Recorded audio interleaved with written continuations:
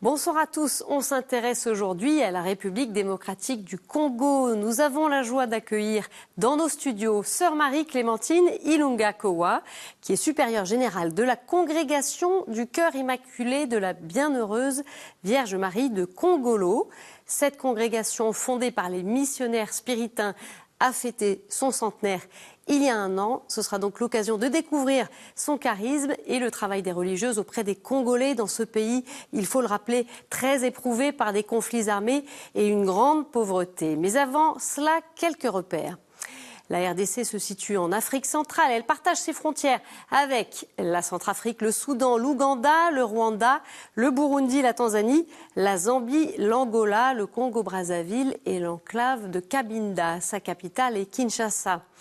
La RDC compte environ 96 millions d'habitants.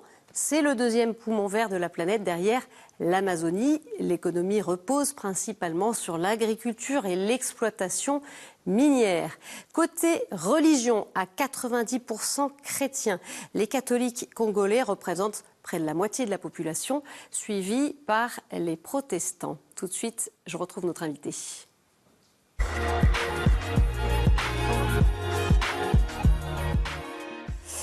Sœur Marie-Clémentine Ilunga Kowa, un grand merci de nous retrouver le temps de cette émission, puisque vous êtes de passage. Quelques mots pour faire un peu plus connaissance avec vous. Alors, vous êtes originaire du diocèse de Manono, mais religieuse du diocèse de Kongolo, situé dans l'est de la RDC. Seconde d'une fratrie de 11 enfants, vous êtes entrée dans votre congrégation en 1984, et c'est en 1996 que vous prononcez vos vœux perpétuels. Diplômée en pédagogie générale et en français linguistique, vous avez été préfète, c'est-à-dire, on dirait chez nous ici, directrice d'une école secondaire pendant 22 ans, mais aussi coordinatrice diocésaine des écoles conventionnées catholiques pendant 3 ans. En 2021, vous êtes élue supérieure générale de votre congrégation qui compte actuellement 107 sœurs. Outre la RDC, il y a aussi 3 communautés en France et en Italie. Ma sœur, dites-nous un peu ce diocèse de Kongolo, il est important, pourquoi? Merci Stéphanie, je suis très ravie d'être en votre présence, d'être au studio avec vous. Nous Vraiment, aussi, ma sœur. Le diocèse de Kongolo, c'est un grand diocèse. Il compte beaucoup de prêtres et de religieuses. Et aussi, il a connu des moments forts. Des missionnaires spiritains étaient tués en 1962. Et actuellement, on vient de commencer d'introduire. On a célébré la messe d'ouverture pour la cause de la béatification.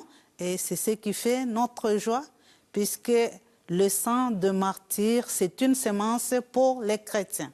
Et ce sont, ma sœur, des missionnaires spiritains qui ont fondé votre congrégation? Évidemment, ce sont les spiritains qui étaient missionnaires au Congo, Kinshasa.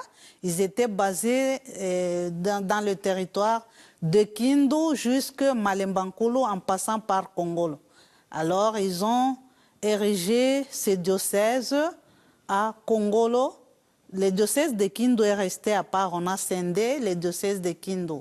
C'est un diocèse à part, tandis que celui de Kongolo aussi, c'est un diocèse. Manon aussi a célébré 50 ans d'existence. Donc, c'est devenu 3 diocèses, ce qui était un grand diocèse au début.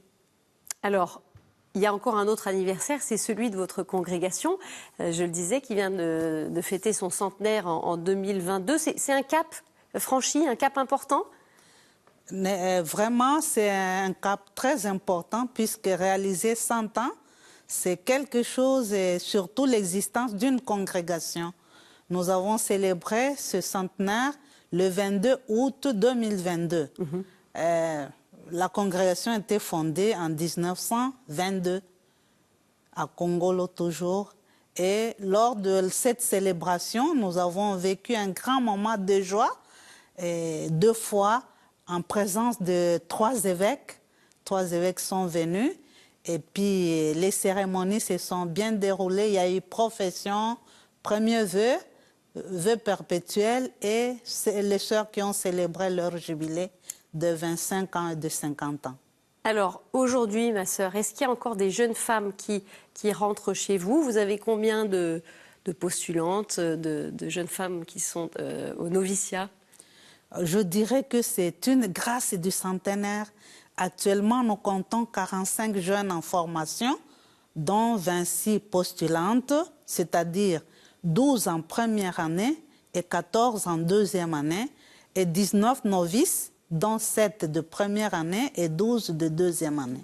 Qu'est-ce qui donne aujourd'hui, ma sœur, envie à une jeune femme dans votre pays, au Congo, de tout quitter pour servir le Seigneur? Est-ce que, voilà, aujourd'hui, ça parle encore à ces jeunes?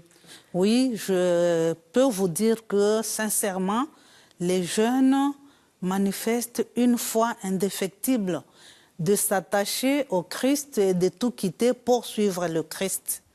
C'est la foi, la joie de se donner au Christ. Et aussi dans un pays comme le vôtre, on le sait, qui souffre, où les souffrances sont nombreuses, quotidiennes pour la population.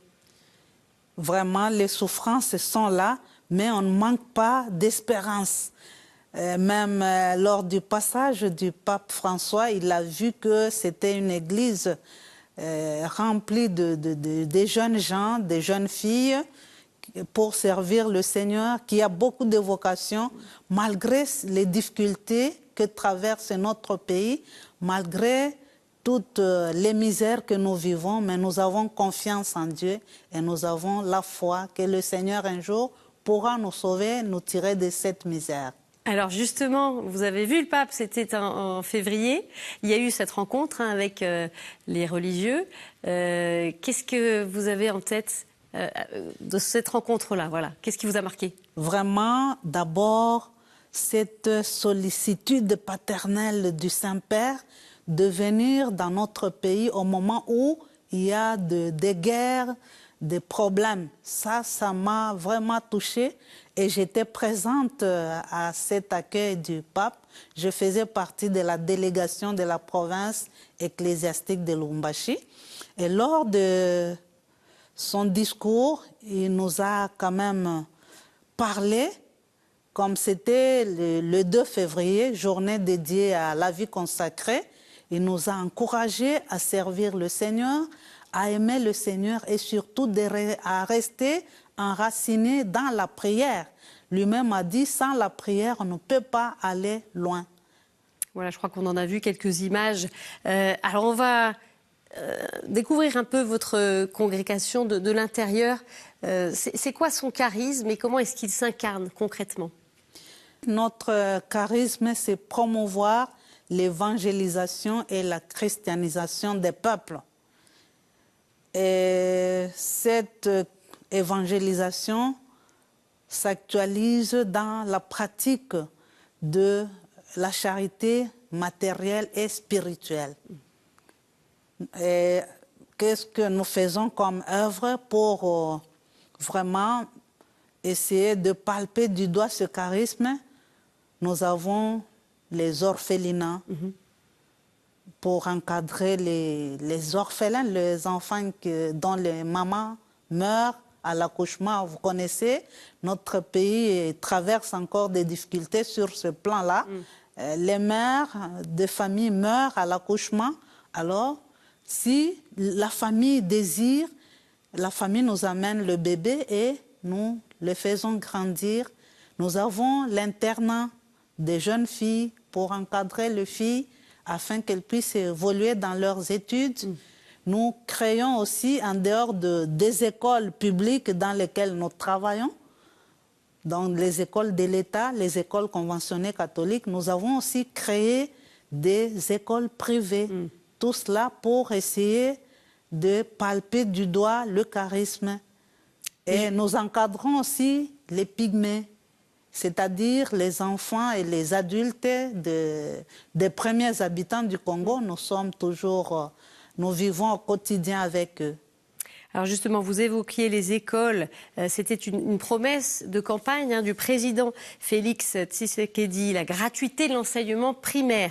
Elle a été mise en œuvre en 2019, mais l'État se heurte à de nombreux défis structurels, manque d'établissements face à une augmentation massive du nombre d'élèves, professeurs trop peu nombreux et dont les salaires ne sont pas assez valorisés. Un constat que nous dresse l'abbé Boniface Kaloa, qui est coordinateur diocésain des écoles conventionnées catholiques à Kongolo Centre. On l'écoute et on en parle juste après, ma sœur. Nous trouvons beaucoup d'enfants à l'école parce que c'est la gratuité et beaucoup d'enfants fréquentent l'école. Ça, c'est déjà un élément très important. Il y a beaucoup de centres de formation d'alphabétisation. Je peux vous donner un exemple. Il y a des salles de classe qui avaient 50 enfants. Aujourd'hui, c'est 70, 80. Il y a augmentation des enfants dans beaucoup de nos écoles. Mais de l'autre côté, nous demandons encore une fois de plus que le gouvernement revoie encore certains défis. Et le défi le plus important, c'est au niveau d'assurer la réussite totale de la mise en place de la gratuité de l'enseignement de base.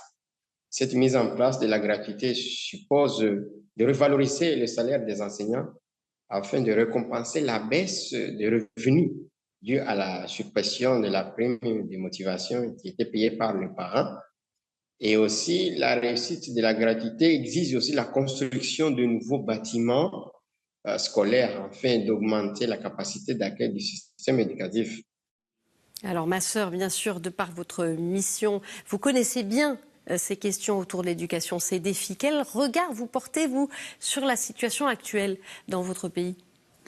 Moi, je crois que le gouvernement doit fournir un grand effort pour essayer de relever les défis que M. l'abbé venait de souligner.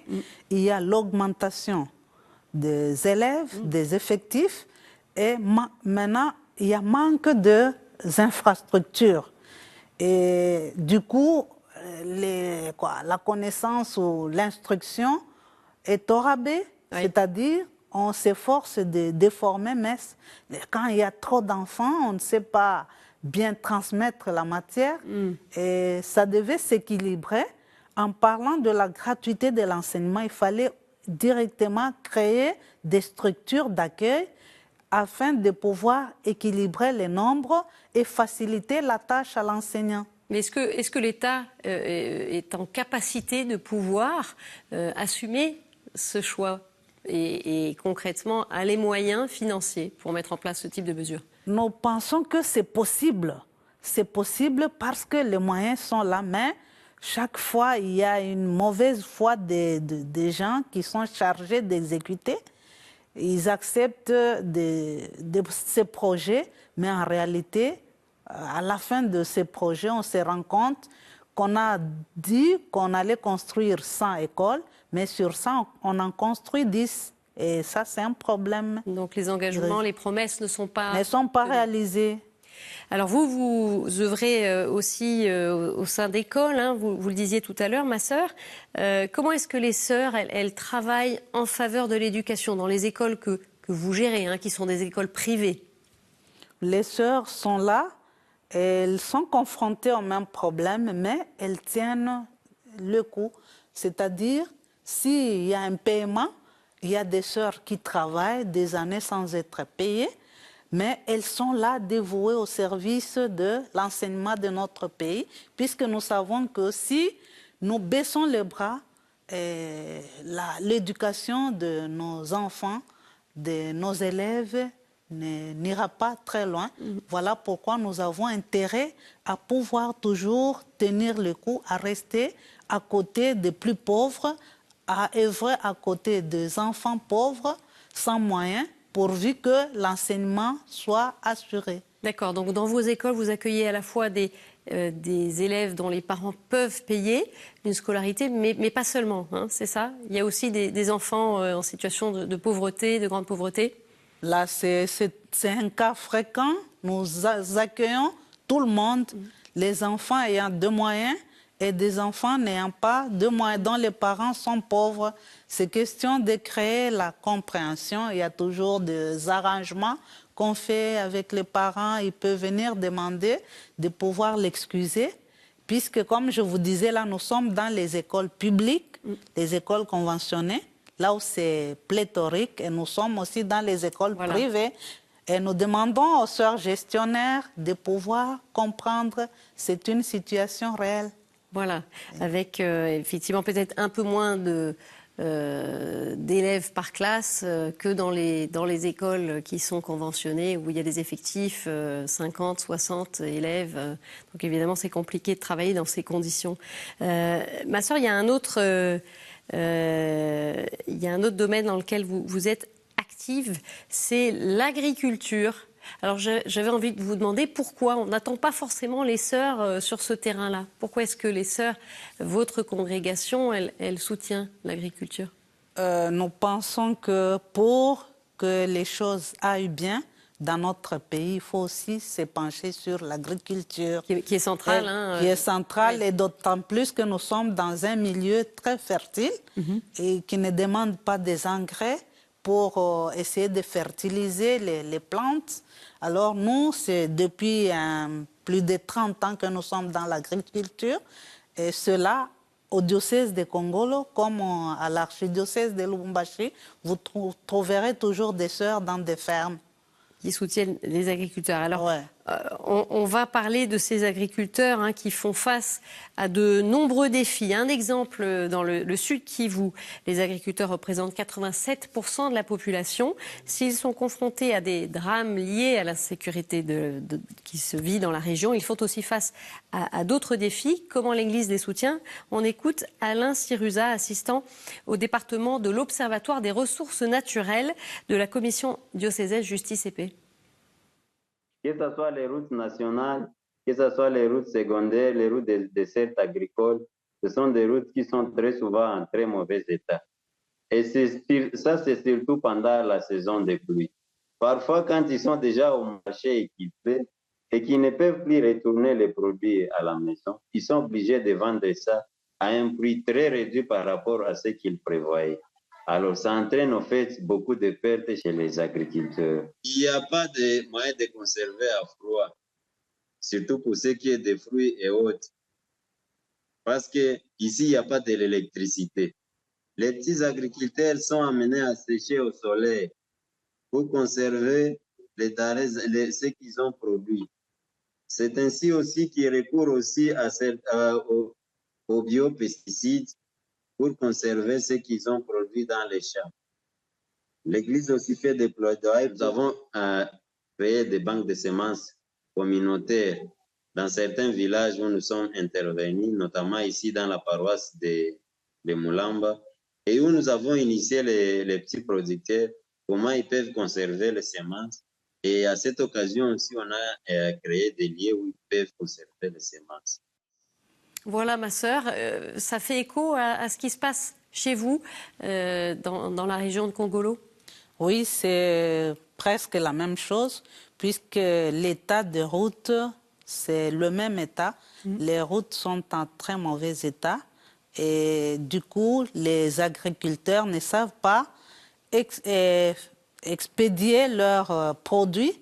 C'est à consommer, et quand c'est en grande quantité, après un temps, ça se détruit, ça pourrit. Avec ça, la vie n'avance pas. Mais si on pouvait améliorer l'état de route, je crois qu'il n'y aurait pas beaucoup de problèmes. C'est vrai qu'il y aurait d'autres problèmes que le problème de la famine ou de la faim, et le problème de la vie sociale. Puisque quand un agriculteur produit et vend, il peut quand même vivre. Et là, aujourd'hui, ça reste difficile de vivre de sa production pour les familles? Oui, parce que c'est difficile. Il n'y a pas des routes pour expédier, faire sortir vendre les produits. C'est à vendre localement. Et localement, tout le monde est agriculteur. Qui achète qui? Ou qui vend chez qui? Alors, tout le monde, c'est suffit, et les produits qu'on a eu de champs toute une saison commence à périr ou à s'abîmer au vu et su de tout le monde. Des fois, c'est entreposé même dans les gares, mais il n'y a pas de train. Donc ça reste là et ça pourrit. Oui, ça pourrit et la situation demeure. On n'améliore pas la situation, les conditions de vie demeurent dans le même état. Une toute dernière question, ma sœur, c'est quoi votre espérance? Alors j'allais dire peut-être pour l'avenir des vocations religieuses, mais voilà, peut-être plus largement aussi pour chez vous. Oui, nous pensons que dans l'avenir, peut-être dans un avenir proche, on aura encore des vocations, mais la crainte que j'ai est que ça puisse basculer, puisque nous sommes les produits des missionnaires, des congrégations religieuses de la Belgique, de la France. Et quand j'arrive ici, je trouve que les congrégations sont en train de fermer. Maintenant, ma crainte, c'est laquelle? Les organismes arrivent pour intervenir dans telle ou telle situation, mais ces mêmes organismes amènent aussi certaines cultures qui peuvent peut-être ne pas favoriser les vocations religieuses à l'avenir, et nous risquons de connaître le cas que vous connaissez ici aujourd'hui. Ce qu'on connaît. Alors même si vous avez maintenant, vous nous envoyez vos sœurs, parce que on devient terre de mission ici. Hein. Oui, c'est une terre de mission. Vous avez été missionnaire chez nous. Actuellement, c'est nous qui sommes l'inverse. Merci beaucoup, sœur Marie-Clémentine Ilunga Kowa, pour votre témoignage. On va continuer à suivre, bien sûr, ce qui se passe en RDC. Merci et au revoir Stéphanie. Voilà, on poursuit avec quelques autres informations dans le monde.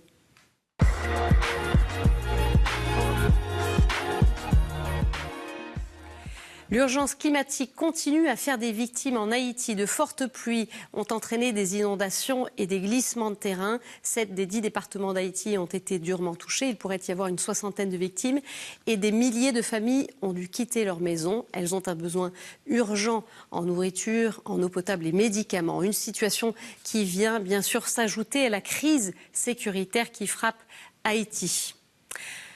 On a voulu prendre des nouvelles du Tchad, en proie ces dernières semaines à de violents affrontements intercommunautaires dans le sud du pays, affrontements qui ont coûté la vie à des dizaines de Tchadiens selon les autorités. L'Église interpelle sur l'insécurité grandissante. On écoute le père Raymond Magiro, qui est responsable national de la commission justice et paix. Toutes les grandes provinces du sud ont été touchées. Ce sont des tueries de masse. C'est un peu la politique de la terre brûlée. On tue indifféremment hommes, femmes, enfants. On détruit les biens de subsistance. On détruit les biens de production. Et quand on a tout fait, alors on s'en va. L'armée n'intervient qu'à la fin, ou du moins quand les gens sont déjà bien massacrés. Elle intervient, c'est toujours pour constater les faits. Au niveau du diocèse de N'Djamena, qui est la partie qui abrite la capitale, le diocèse a décidé d'organiser une collecte. Donc, des prières ont été organisées dans toutes les paroisses de la ville pour soutenir les victimes, mais aussi demander la paix. Et après, ces collectes ont été envoyées au niveau du diocèse de Gorée pour soutenir les victimes. Tout de suite, c'est la chronique du Monde.